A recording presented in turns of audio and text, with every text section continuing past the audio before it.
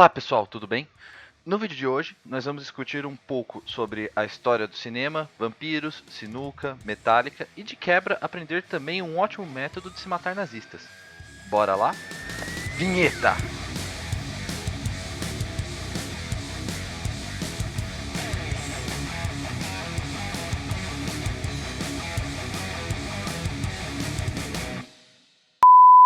O assunto principal de hoje é o santo graal dos filmes perdidos, ou seja, aqueles filmes que já existiram, mas são impossíveis de serem vistos hoje, sendo esse filme chamado London After Midnight, ou Vampiros da Meia-Noite no Brasil.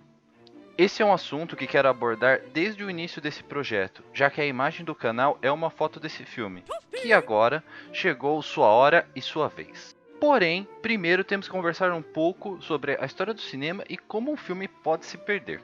A grande maioria dos filmes perdidos foram aqueles filmados na primeira metade do século XX, devido a inúmeros fatores, principalmente por terem sido feitos com filme de nitrocelulose, também conhecido como nitrato de celulose ou algodão pólvora.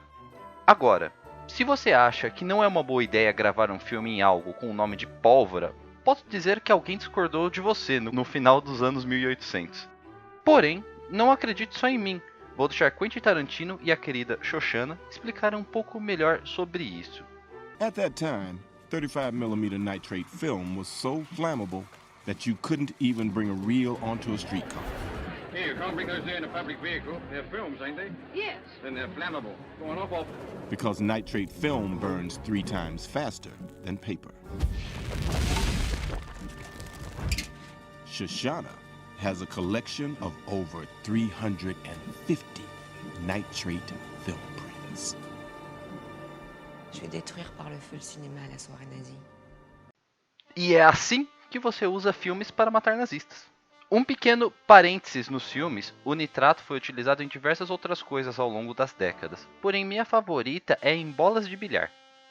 Sério, se ainda não ficou claro, o material é altamente incendiável e explosivo, então realmente parece ser uma jogada de gênio criar bolas com ele em que as pessoas bateriam forte com tacos de madeira. Existem diversos relatos dessas bolas de sinuca pegando fogo pelos jogadores estarem fumando ou até explodindo no impacto das tacadas, o que até levou a brigas nos bares por algumas pessoas confundirem os barulhos das explosões com tiros de balas, o que é uma coisa que me grita muito Velho Oeste. Mas enfim, de volta para os filmes.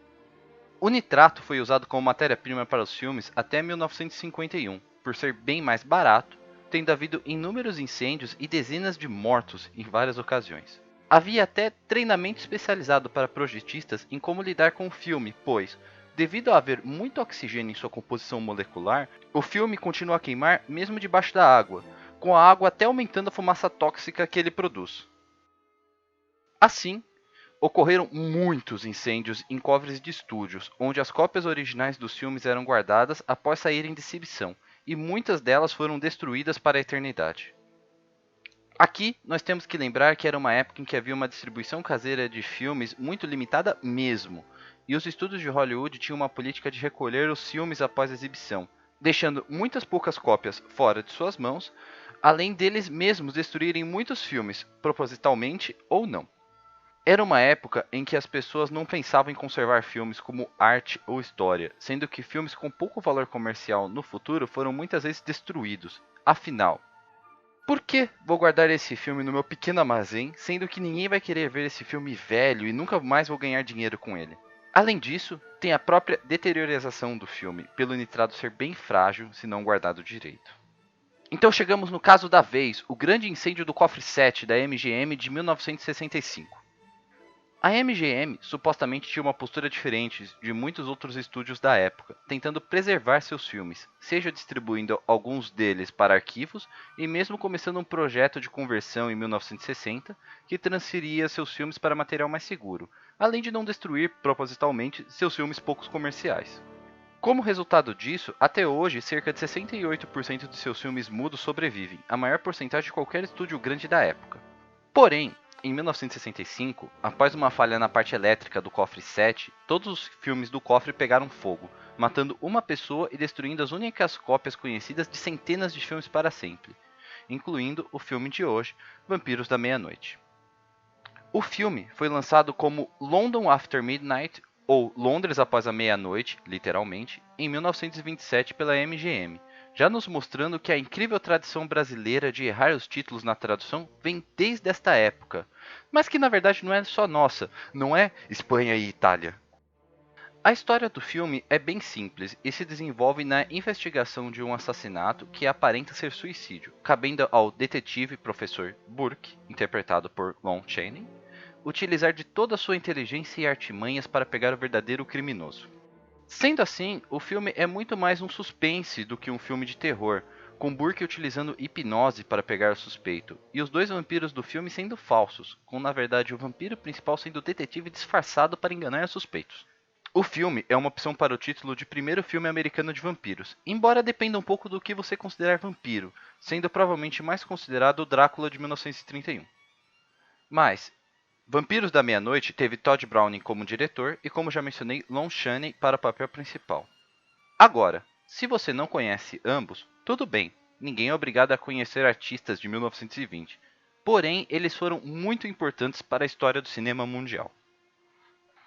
Todd Browning foi um diretor muito importante na história do terror e teve grande impacto na cultura pop mundial, sendo que arrisco em afirmar que ele foi o maior responsável pela popularização dos vampiros depois de Bram Stoker, o escritor de Drácula. Digo isso por ele ter sido o diretor do Drácula de 1931 com Bela Lugosi, a versão clássica do Drácula no cinema e na cultura pop até os dias de hoje. Se você é fã de vampiros, você tem que agradecer esse cara. Todd e Lon Chaney trabalharam em mais de 10 filmes juntos, sendo que Chaney supostamente seria o Drácula em 31, porém ele morreu um pouco antes de hemorragia na garganta. Além disso, há evidências que, sem Vampiros da Meia-Noite, o filme do Drácula talvez nunca existiria. Supostamente, na época do filme, Todd gostaria de já fazer o Drácula, porém os direitos ainda não eram de domínio público como hoje, e os detentores estavam receosos de vendê-lo para o filme. Logo, ele resolveu fazer outro filme de vampiros para vender a ideia ao estúdio. Vampiros foi um sucesso, com uma bilheteria doméstica de ou $1 milhão ou $721 mil, encontrei os dois valores em minha pesquisa, sobre um orçamento de $151.666, tendo sido filmado em apenas 24 dias. Com isso, sendo um sucesso, seja qual das bilheterias for a correta, e se tornou o maior sucesso da união de Chaney e Browning, além da 10ª maior bilheteria de 1927. Assim, é possível que o vampiro moderno não existiria, ou pelo menos não seria tão popular, sem esse filme. Outros filmes interessantes do diretor são Freaks, ou Monstros, de 1932, que todo fã dos Ramones deve conhecer. We accept a one of us. We accept a one of us. Gooba gobble, gooba gobble. We accept her, we accept her. Google gobble, Google gobble.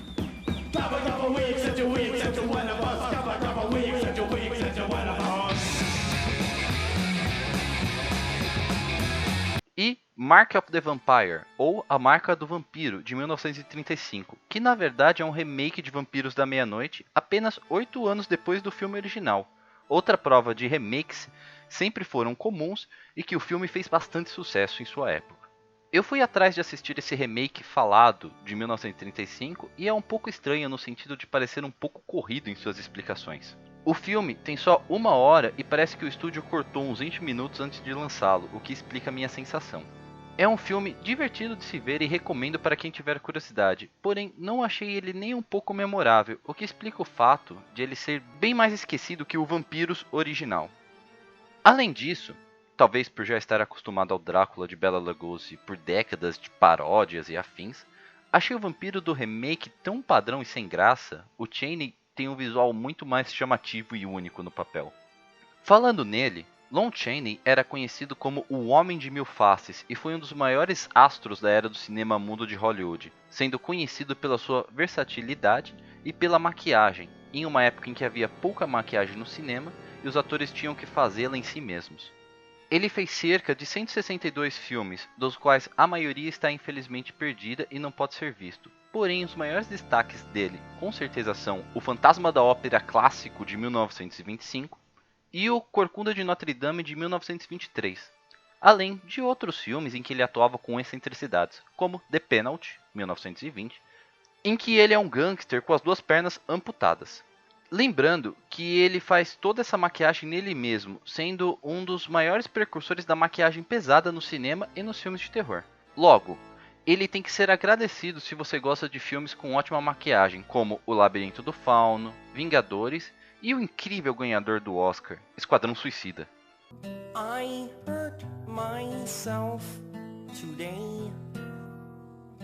Infelizmente, ele faleceu em 1930 por complicações de problemas respiratórios que levaram a uma hemorragia em sua garganta, com 47 anos e no ápice de sua carreira, e começo da era falada do cinema, tendo feito apenas um filme falado. Agora, quanto ao Vampiros da Meia-Noite em si, não podemos ter certeza do que estamos perdendo sem vê-lo, porém ele deixou muitas pistas, como críticas de cinema, sendo que elas pareciam ser mistas nos Estados Unidos. Um eufemismo para não muito boas. Detalhe que encontrei uma notícia dos Estados Unidos que supostamente eles usaram hambúrgueres para controlar morcegos em uma cena, o que me dá mais vontade de ver o filme, na verdade. Já no Brasil, o caso parece ser o mesmo. Pesquisei em jornais brasileiros da época sobre o filme e, antes de continuar, posso dizer que é muito divertido procurar em jornais antigos assim. Você encontra muitas coisas peculiares, como, por exemplo, o fato que na década de 20, vampiros, ou vamps, assim mesmo no masculino, era uma gíria para as grandes atrizes do cinema, e que o filme estreou junto com um filme do Titanic e um outro filme chamado Homomania. Sim, eu só quis mencionar esse filme pelo título curioso. Mas afinal, em que outro momento eu poderia citar um filme chamado Homomania? Recomendo muito ver esses jornais. Mas voltando para o filme, descobri não só informações de sua estreia no Brasil, como quando ele estava em cartaz aqui, preço dos ingressos, essas informações bem interessantes, mas pelo menos 2 críticas e uma matéria muito detalhada sobre ele. Sendo essa última contando toda a história do filme com fotos e spoilers também do fim do filme, que vocês estão vendo na tela. Porém, a primeira crítica não é exatamente uma crítica, é mais uma promoção do jornal falando bem do filme. Mas eu gosto de alguns detalhes do texto, como que a explicação do filme tarda, mas não falha, e que ele tem uma reconstituição perfeita, fiel, verdadeira do método de que se servem os grandes criminalistas. O que me leva a crer que os anos 20 estavam cheios de detetives vestidos de vampiros e peritos em hipnose. Mas tudo bem. Já o segundo crítico não gostou muito do filme, falando que muitas coisas deles não ficaram muito bem explicadas no final, apesar da diversão e maquiagem de Channing fazer você esquecer esse problema. Ele dá uma nota 5 em 10 pontos, o que é bem mediano. Porém, ele termina dizendo que assistiu o filme ao lado de Gracia Morena e gostou do filme porque ela gostou do filme. Vou te dizer que não consigo tirar a razão dele nesse ponto. Mas, mesmo assim, creio que temos o direito de ver e julgar o filme, não importa a sua qualidade. Porém, no final das contas, qual a ligação do Metallica com esse filme? Por que eles estão no título do vídeo? Você está mentindo na internet? Não, eu jamais faria isso. Na verdade, o guitarrista do Metallica, Kirk Hammett, é um grande colecionador de pôsteres, especialmente de filmes de terror do começo do século XX.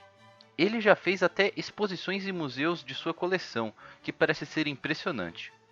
Porém, dentro dela, ele tem o único pôster de Vampiros da Meia-Noite que ainda existe. Embora eu não tenha conseguido confirmar exatamente, ele pode ser um dos pôsteres mais caros da história, estando no mínimo no top 3 pelo que eu pesquisei. Cada lista que eu encontrei aparece em pôsteres diferentes, então é difícil ter 100% de certeza. Mas tenho certeza que ele comprou o mesmo pôster por uma bagatela de $278 mil há alguns anos atrás.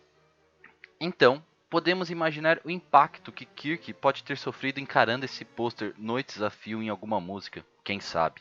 Além disso, menção honrosa de curiosidade. A diretora do filme Babadook confirmou em uma entrevista recente que o visual do vilão do filme é inspirado nas fotos que existem de vampiros, então o filme também influenciou nesse quesito.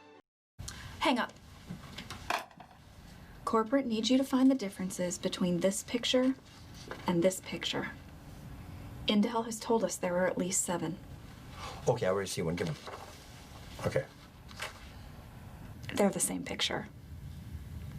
Vale a pena dizer que, apesar de você não conseguir ver o filme agora, existem algumas outras opções caso você queira saber mais sobre ele. O roteiro ainda existe, está de graça no Google, além de haver toneladas de fotos. Na verdade, o fato dos dois ainda existirem fez a TCM, o canal de televisão, recriar o filme em 2002 com o diretor Rick Schmidlin, a partir das fotos e utilizando o roteiro de guia, sendo essa a criação que vocês estão vendo como fundo ao longo do vídeo. Ela está de graça no YouTube, link na descrição, sendo que eu assisti antes desse vídeo. E vou te dizer que ela é um pouco estranha, pois no final das contas é praticamente fotos com música, não há movimento, mas ainda transfere algo bem interessante do filme original. Embora eu não tenha assistido tantos filmes mudos assim, gosto muito do jeito deles. Eles transmitem um aspecto artístico que parece ter sido perdido nos filmes mais modernos. E eu acho que vale no mínimo ver um pouco dessa recriação, ou só procurar sinopse dele na internet também. Agora é torcer para alguma cópia desse filme ainda existir em algum lugar e aparecer eventualmente, sabe? Esse tipo de coisa acontece às vezes, como as cenas perdidas do filme clássico Metrópolis de Fritz Lang, que foram encontradas em um rolo de filme na Argentina alguns anos atrás. Mas isso vai ficar para um outro vídeo. Obrigado para quem viu até agora e até a próxima, pessoal.